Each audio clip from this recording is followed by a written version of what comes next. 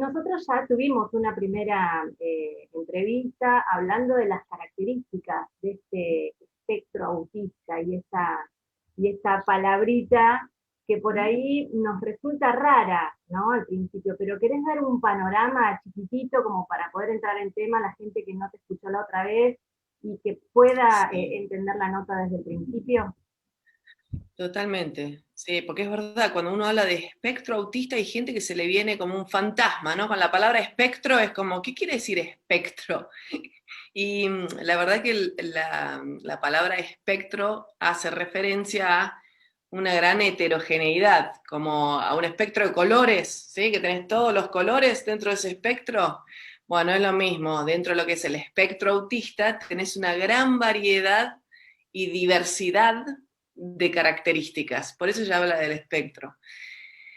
Cuando se habla de autismo o condiciones del espectro autista, como nos gusta decirles a nosotros, hablamos de personas que sí presentan características como ciertos desafíos a la hora de interactuar socialmente, o sea, las relaciones sociales, básicamente, y la comunicación, allí hay como desafíos, dificultades, y hablamos de personas que generalmente tienen un patrón de intereses o de actividades o de conductas que es como muy restringido, o sea, porque son algunos temas en particular, y muy absorbente. O sea, cuando les interesa un tema o cuando están haciendo alguna actividad o con respecto a alguna conducta en particular, es como que se absorben mucho en ese tema de interés. Entonces pueden estar, no sé, hablando, por ejemplo, si a mí me interesan mucho en Ciudad de Buenos Aires, donde hay subtes, ¿no? Y me interesan mucho los trenes y los subtes, me puedo estar metiendo mucho, mucho en ese tema y hablando todo el tiempo de ese tema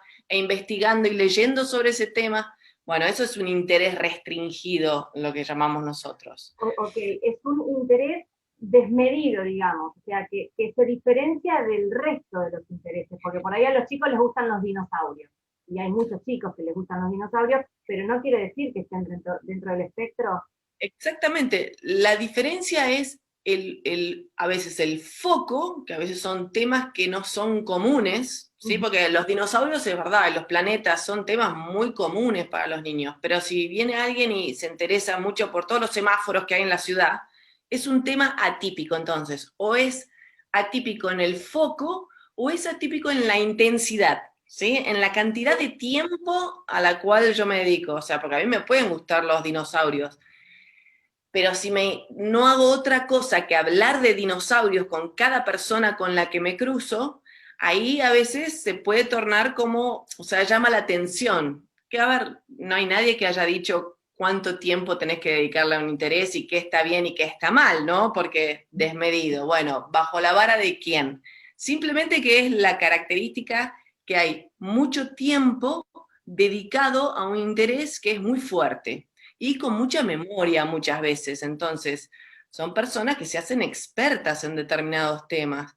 Si vos asociás alto interés con mucha capacidad de memoria, sobre ese tema son expertos, personas Claro, expertas. acá seguramente quiero hacer una pausa, porque seguramente hay gente que está del otro lado y dice autismo, persona que no mira, persona que no habla, persona con la que uno no puede interactuar. Esto evidentemente no es así. Es así en algunas personas dentro de este espectro muy grande. Ajá. Pero claro, toda generalización que vos hagas de cualquier grupo humano y vas a incurrir en mitos y en prejuicios, porque no va a aplicar a todos. Claro. Cuando uno habla de espectro, de este grupo tan heterogéneo y diverso de personas, en dimensiones como el lenguaje y la comunicación, como acabas de decir vos, también hay todo un espectro de posibilidades. Entonces, tenés personas, por ejemplo, que no hablan, que no dicen una palabra, y tenés personas que hablan como si estuvieran en una radio, ¿sí? O sea, sin parar y con un vocabulario muy sofisticado que llama la atención cómo esta persona habla con semejante vocabulario y de semejante forma sobre un tema que maneja. Entonces, vos imaginate que comparar una persona que no habla, cero, a una persona que habla de manera impresionante, claro, decís, pero estas dos personas están adentro del espectro autista y te digo, sí, están adentro del espectro autista. Entonces, todo depende de qué te imaginás cuando pensás en alguien con autismo. ¿Te estás imaginando a ese niño que no habla? ¿O te estás imaginando a Greta Thunberg? ¿Se entiende? Hablando del clima. Claro. Entonces, lo que hay que eliminar son los prejuicios en el punto de a quién me imagino cuando pienso en autismo. Bueno, lo que te digo es, te tenés que imaginar a muchas personas muy distintas cuando pensás de autismo, no a Dustin Hoffman en Rain Man. Mira, tenemos una frase que circula mucho, que es, cuando conoces a una persona con autismo, conoces a una persona con autismo.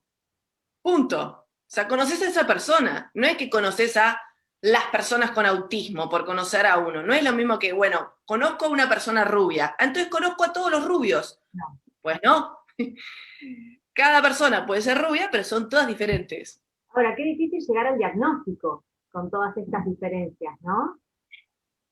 Eso depende un poquito siempre de, a ver, de cuán evidentes son estas características. Digo, en algunas personas, cuando estas características que te mencionaba recién, de estos desafíos a nivel de interactuar o de la comunicación, digo, una persona que no habla, ponerle, no sé, un joven de 15 años que no dice una palabra y a mucha gente le va a llamar la atención, ¿entendés? Entonces, cuando las características son muy evidentes de desafíos en algunas áreas, creo que ahí es más fácil el diagnóstico. Ahora, se complejiza un poco el diagnóstico, es más difícil cuando es más sutil, cuando estas características son más sutiles, cuando no son tan evidentes. Y especialmente, a ver, cuando hay alguien que es muy inteligente, o cuando hay alguien muy verbal, y claro, te llama la atención en realidad, wow, mirá a esta persona qué inteligente que es, o cómo se expresa de bien, y sin embargo capaz que tiene desafíos y dificultades en otras áreas, y capaz que no le cuesta mucho hacerse amigos, porque no sabe cómo, y mete la pata, y no entiende los chistes, y se siente afuera, y sin embargo es altamente inteligente. Entonces, cuanto más sutiles son las características, más difícil tal vez es identificar alguna de estas cosas. Pero bueno, el diagnóstico está basado en la observación, ¿sí? De un especialista, de alguien que sabe acerca del tema. Así que es cuestión de tomarse el tiempo, observar y hablar con las personas que más conocen a esa persona que exhibe estas características, ¿no? Está bien.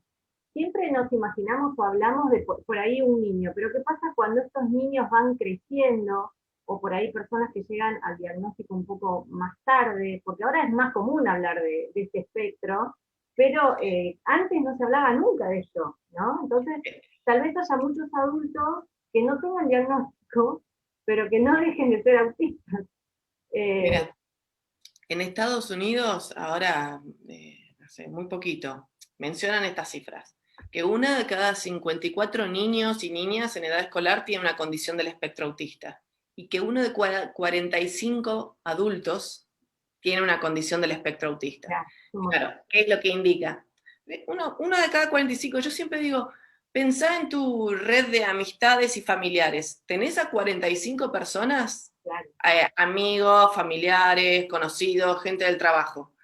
Si tenés a más de 45 personas, es posible que alguna de esas personas esté dentro de lo que es el espectro autista o que tenga un familiar directo dentro del espectro autista. Es muy frecuente. Claro, te digo, uno en 45 adultos, uno en 54 niños. ¿Qué quiere decir? Que hay personas que se diagnostican en la adolescencia o en la adultez. claro.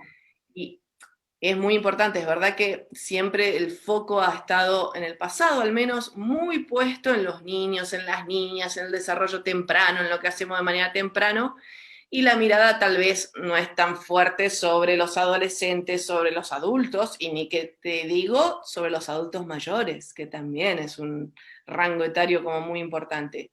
Pero bueno, cada vez más se están, nada, creo que estamos hablando cada vez más, porque imagínate que la vida adulta, bueno, es muy importante, hay derechos muy importantes como el derecho al empleo, al trabajo, a las personas.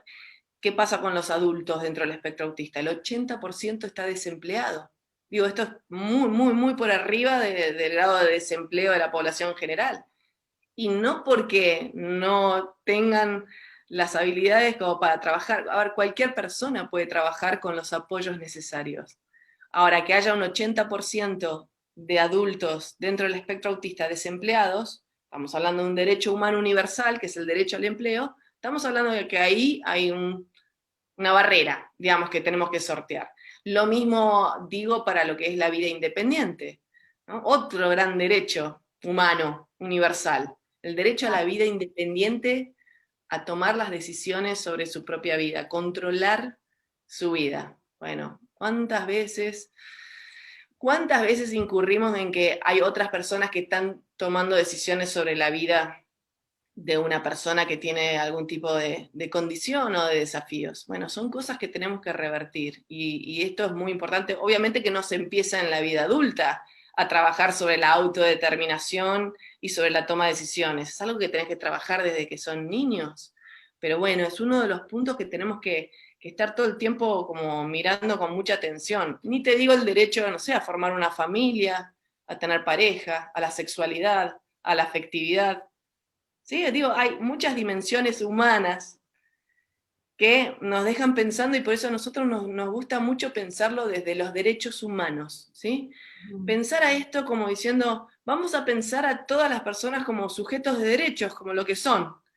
Y desde ahí pensemos, ok, esta persona en particular, ¿está pudiendo ejercer plenamente todos sus derechos? Y ahí vamos a identificar, o sea, dónde está viendo como alguna barrera. Y entonces vamos a ir a tratar de eliminar las barreras que existen para que no pueda estar ejerciendo y dándole los apoyos que necesiten para que puedan ejercer esos derechos. Sí, este es un tema amplio, no puedo querer resumir todo en 15 minutos, pero bueno, justamente hablando de todo esto, para lograr estos apoyos que necesitan, entra el aspecto económico de las familias, ¿no? Totalmente, bueno, a ver, estás como poniendo el foco en un punto donde todavía existen muchas barreras.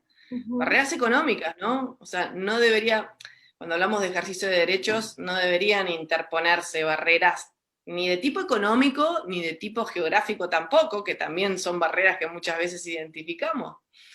Me refiero a, che, si vivo en 25 de mayo y capaz que no hay ninguna persona que se especialice en dar este tipo de apoyo, y me quedo sin apoyo, ¿se Claro. entiende? Y tengo que viajar a la gran ciudad o donde fuera.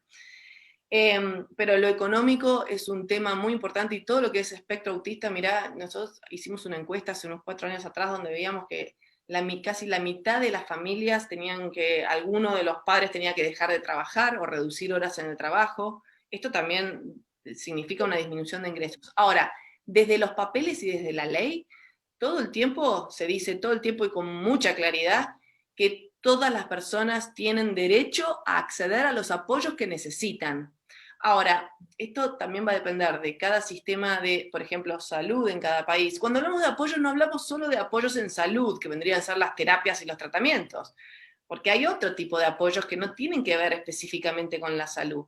Ahora, el tema que tenemos en Argentina, que está armado el sistema, que desde salud es, digamos, es el sector que cubre todos los apoyos que necesitan las personas que tienen algún tipo de discapacidad. ¿Cuál Por es ejemplo, digo, sí, la educación, ¿no? Si necesitas una figura de apoyo en la escuela, una maestra integradora, una APND, ¿qué termina? La obra social, salud, termina cubriendo ese apoyo que hace referencia a educación.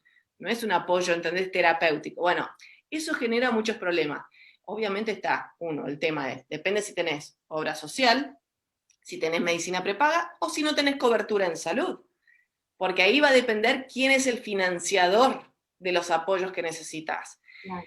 Y ahí estamos en tema, porque depende qué obra social tengas, vas a tener mayor o menor dificultad para conseguir la cobertura de los apoyos, y si no tenés obra social, vas a depender de que el Estado te brinde sus apoyos. Y muchas veces no hay recursos humanos en el Estado como para estar brindando los apoyos que necesitan las personas. Entonces sí hay un problema bastante. Enlazame este tema con el certificado único de discapacidad, por favor. Bueno, el CUD o Certificado Único de Discapacidad, como bien decís, aunque vamos a ver si le podemos cambiar el nombre, eh, esto te lo tiro así como es Sí, me interesa noticia. mucho, eso es lo que quiero que me digas específicamente. Sí. No, lo digo simplemente porque la palabra discapacidad para muchas familias es una barrera para sacar el CUD, para tramitarlo. Porque dicen, yo no considero que mi hijo o mi hija tenga una discapacidad, no voy a sacar eso. Bueno, y esto es, la verdad que es un problemón, porque ¿qué es el CUD? Es una herramienta económica de acceso a los apoyos que alguien necesita. O sea, es algo que supuestamente está ahí para ayudar a las personas que puedan tener acceso a los apoyos que necesitan. Ahora, que justo el nombre se interponga como barrera para que la gente lo tramite, estamos en problemas. Claro, Pero el porque CUD lo que hace es de accesibilidad, ¿entendés? Es decir, el CUD te obliga a la obra social que tiene que cubrir el 100% al menos de los apoyos, al menos en salud, que necesita esa persona. Es verdad que en vez de ayudar, termina siendo como un boomerang contrario. Por eso te digo que enlaza un poco con lo que te decía, que hay una iniciativa de cambiarle el nombre al certificado. Y en vez que se llama certificado único, capaz que la D cambiémoslo por derechos. Certificado único de derecho, de acceso, digamos, o de acceso, de ahí vamos a ver qué opina la gente de cómo le gustaría que se llamara, porque esto va a habilitar que nada, que se tramite como realmente lo es, que es una herramienta económica. El CUD es una herramienta económica para las familias y para las personas, de accesibilidad a lo que necesitan como apoyos. Punto. Lo que pasa que todo depende de los nombres de las cosas, a la gente se le hacen ideas en la cabeza, ideas que tienen influencia en las conductas y en las emociones. sí, seguro. Te cambio un poquito el tema y te consulto sobre cómo elegir los profesionales adecuados. Sí, muy importante. A ver, necesitas dos informaciones que son fundamentales. Una, ¿qué necesita tu hijo o tu hija? O sea, necesitas conocer muy bien el perfil único de fortalezas y desafíos que tiene tu hijo, hija, familiar o la persona misma. Porque a partir de ahí vas a saber qué apoyos necesita. Punto número uno, eso lo tienes que saber. Y segundo mapa de información muy importante es qué recursos humanos disponibles tenés en tu lugar, digamos, a nivel local, porque muy bonito decir, a mí me encantaría que mi hijo haga, siempre usamos el ejemplo de integración sensorial, porque es una terapia muy demandada, pero que hay muy pocos terapistas ocupacionales especializados en integración sensorial en el país. O sea, no en cualquier ciudad pequeña o mediana hay de ese. Entonces, muy lindo decir, ay, necesita integración sensorial, pero si en tu ciudad no hay ese tipo de profesional, de vuelta. Claro. Y entonces necesitas siempre esas dos mapas de información. ¿Qué necesita tu hijo o tu hija? ¿Qué recursos humanos tenés a nivel local? Y ahí empezás a hacer el match, ¿entendés? Empezás a hacer la unión, porque capaz que hay cosas que otras personas, otros recursos humanos pueden brindar ese apoyo. Ujú.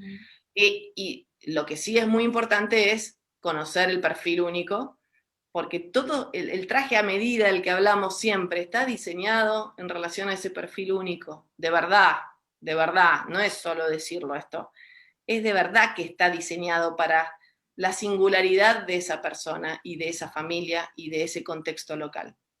Sí, igualmente, viste, ahora el COVID trajo muchas cosas difíciles y bueno, mucho de esto feo, pero también abrió muchas posibilidades y esto de estar Sí. más en contacto también de forma online nos acerca claramente a tratamientos, nos acerca a posibilidades que antes Sí. parecían un tanto lejanas y ustedes trabajan de esa manera. Sí, nosotros trabajamos hace mucho tiempo, hace 8 años que nosotros trabajamos con videoconsultas. Sí, mira, porque nosotros siempre lo vimos como una manera de derribar barreras en torno a lo geográfico, como decía antes, porque alguien que está en Tilcara, en Jujuy, viste, no, capaz que no tiene la oportunidad, si es a nivel presencial, de hablar con un especialista en autismo. Y con lo online le abrís las fronteras a muchas personas. Por eso nosotros siempre nos interesó, nos parecía como sí, una herramienta que aportaba la igualdad de oportunidades. La verdad es que sí. Para muchas personas sí es algo que aumenta la accesibilidad. Yo creo que es algo muy poderoso como herramienta Creo que las familias, de hecho, durante la pandemia se dieron cuenta de lo rico que puede llegar a ser estar en contacto online con alguien cerca que te pueda estar como empoderando y dándote herramientas para el día a día. Y esto, mira, en una encuesta que hicimos, las familias sí lo reconocieron como ventaja, era como que habían, por primera vez, se habían sentido como más acompañados, más de cerca, y con más herramientas para lidiar en el día a día, que antes capaz que no. Esto lo identificaron como una ventaja en esta encuesta que hicimos. Ujú. No sé si tenés un ratitín más. Sí, sí. Quiero que me hables de los talleres STEM, porque recién hablaste del empoderamiento de los papás y me parece Sí, clave. sí, es clave. Mira, los talleres STEM para toda la gente que, no sé, que capaz que no sabe de qué estamos hablando cuando hablamos de talleres STEM. STEM son las siglas de transformando los momentos de cada día del inglés. Ujú.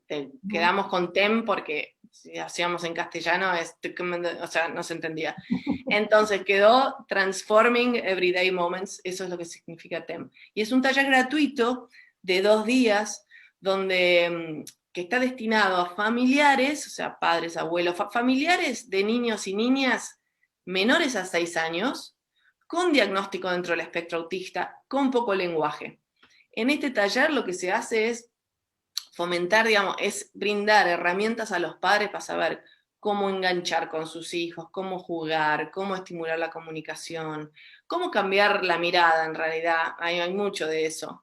Y realmente la experiencia que hemos hecho, han pasado ya más de 1.500 personas por los talleres STEM en Argentina, nosotros venimos hace varios años con estos talleres STEM. Durante la pandemia que hicimos, bueno, lo movimos online, obvio, porque hicimos y nada, y lo intentamos, ¿no? Porque es un taller que muchas veces tiene mucha potencia a nivel de lo presencial, pero dijimos, bueno, tenemos que ver si esto funciona online, y la verdad que estamos sorprendidos con los resultados. Dijimos, capaz que no tiene tan... No, sí, y ahora tenemos gente de México, de Perú, participando en los talleres STEM, y es increíble lo que se arma. Porque también, digo, hay algo que es muy importante, que es cuando las personas comparten experiencias entre ellas. Y esto a veces es mucho más fuerte y profundo que un profesional te esté diciendo, mira, vos tenés que hacer esto. A veces es mucho más profundo y fuerte que te diga otra mamá, mira, yo probé esto, me salió, ¿por qué no te fijas a ver si te sirve?